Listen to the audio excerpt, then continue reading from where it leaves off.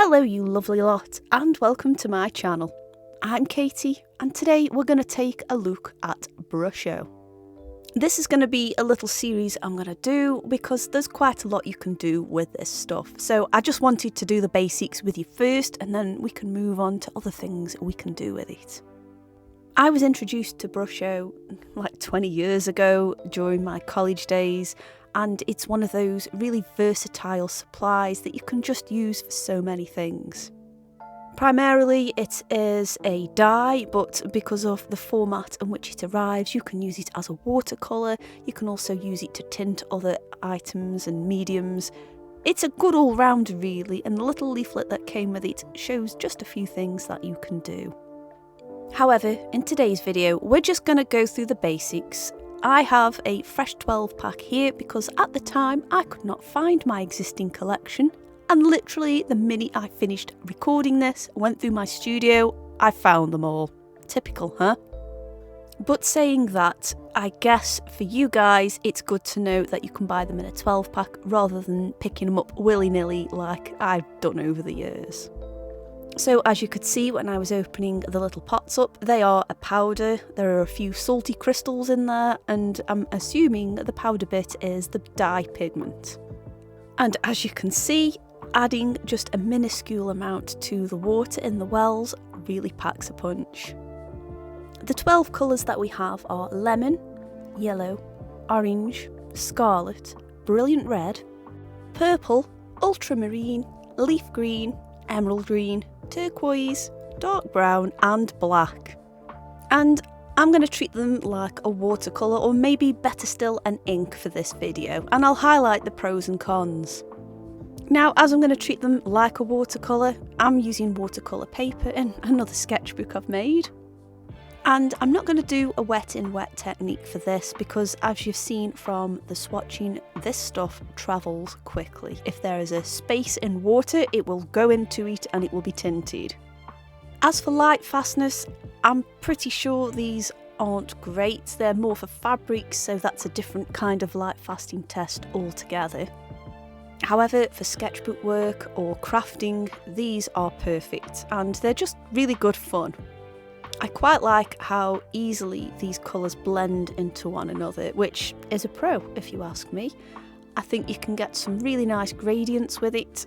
It reactivates very, very easily, so that allows for the colours to merge into one another really nicely, and I quite like how it was working out on this painting here.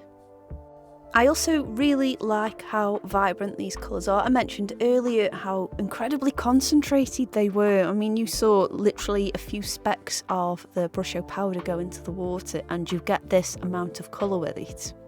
Now, of course, I'm obviously using this like an ink, and I can't speak for how well it works on clothes or fabrics, not now anyway. Now, I did use them quite a lot back in the college days, and I used them to dye calico fabrics.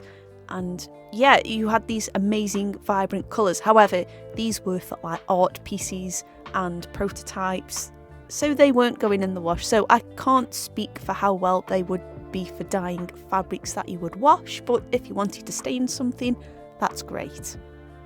Now, we'll have to get on to the cons of Brusho, and you kind of have to accept this with them. So, with them being salt-based, once they've dried, obviously those little salt crystals that go in there, because they've been diluted and then dried out, them crystals get even smaller, so you can't see them. It's not like using salt to create effect with watercolours, it's literally part of the paint. And of course, with it being dye-based, the whole chemical structure of it, I'm gonna guess, is a lot different to what you would expect from your typical watercolour. And as well, because you're just diluting it with water, it's not going to behave like an ink. So you can see there's a lot of differences there already as to how this powerful pigment is going to behave. The downside to all of that is, once you go next to an area where you've dried, it doesn't matter, it's still going to merge in, and you will see around where this dragon has been painted on the yellow part, you can see the brown background has slightly merged into it, and as I'm going over these red details, it's merging again. Now, maybe if I was using similar colour tones, for example, if I was doing a very blue piece with perhaps hints of green in there, you might not notice it so much and you could use it to your advantage. However, when you're painting such a colourful piece like this one, you're going to have one or two problems. You're going to have some assistance later on in your work. Another con to this, and again, I suppose this is how you'd practice as an artist and your general housekeeping on your desk, but you really have to make sure that you contain the particles. Make sure you have your table covered, preferably in something disposable, maybe some old newspaper or old gift wrap or just something, because if you drop the salt particles anywhere on your desk, you want to make sure you get them all up. There's been one or two occasions in my art history where there has been a non-visible speck of Brusho on the table and it's ruined pieces of artwork because I couldn't see it, and as soon as the water hit it, it just put a colour onto the paper that I didn't want. Also, if you have carpets, again, just cover everything. Treat it like glitter, because we all know how glitter likes to go absolutely everywhere. And this stuff, again, it might not be light fast, but it still stains, so if you've got any soft furnishings around, you just don't want to have that ruining and staining any of your stuff. So I suppose those are the cons there, but to be honest, I love using this stuff despite all of that. Now, I'd reached a stage with this picture where I didn't particularly want to layer them like you would with a watercolour because of the reasons mentioned before, but I obviously wanted to add a little bit more tone and depth to it, so I used some coloured pencils.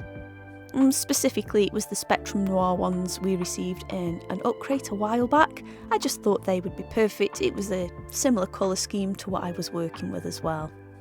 Now, it doesn't massively show up amazingly on here, and I wouldn't say that was the Brusho's fault. I'd say that was the watercolour paper's fault, because I just don't seem to get on very well with the watercolour paper and coloured pencil combination, so that'll be why. Again, I used another medium here just to bring everything out, and I used a liner pen. Just be careful when you're doing this. Again, the ink is wet and water and anything liquid will be drawn to the salt in those Brushos, so just be careful of any colour merging and colour bleed there really, because that would be an absolute catastrophe. So I'm going to do a follow-up to this video, which is why we have a part 1, because I want to do a swatch and paint with the other colours that I found, and I also want to do a video where it's mixed with the liquid graphite I mentioned a few videos back, as well as introducing mica powder. Another item as well, which is a Brusho brand, is the Brusho Thickening Gel. I've never used it before in my life. I haven't got a clue what to do with it, but I'm hoping maybe it might solve the colour bleeding problem. We shall see. Now, just to note, I obviously do like to put a bit of the bleed-proof ink over the tops. Here I'm using the De La Roni one. And again, you can see, especially on the dragon's horns, it doesn't quite cover it up. It brings that colour back to life, so just bear that in mind. Not a bad thing though, because at least it's not this sharp stark white on there. It's got a slight tint to it, but obviously if that's not what you want, then that's not going to work. Anyways, I just wanted to do a nice basic introduction, and I think that this final piece does that. They're a bit of an investment to start off with. I got mine off Amazon, but I also buy my single pots from my local art shop, so it's always worth trying there first, just so you have a customisable palette to work with. It might be, I think I paid about £15, maybe £15 to £20 for the 12 set, which is a bit of a chunk of money, but these will last forever. I mean, I'm pretty sure actually some of the pots of Brusho I've got are about 20 years old. I'm going to have to check that actually. But yes, they will last you absolutely forever. Have any of you guys tried Brusho? What do you think of them? Do you use them a lot, or is it every now and then? Let me know in the comments down below. Of course, if you're new here and you've made it this far, why not hit that subscribe button, and there should be some more videos on screen as well that I think you're going to enjoy. A massive thank you for joining me on this Brusho adventure, and I will see you lovely lot soon. Bye!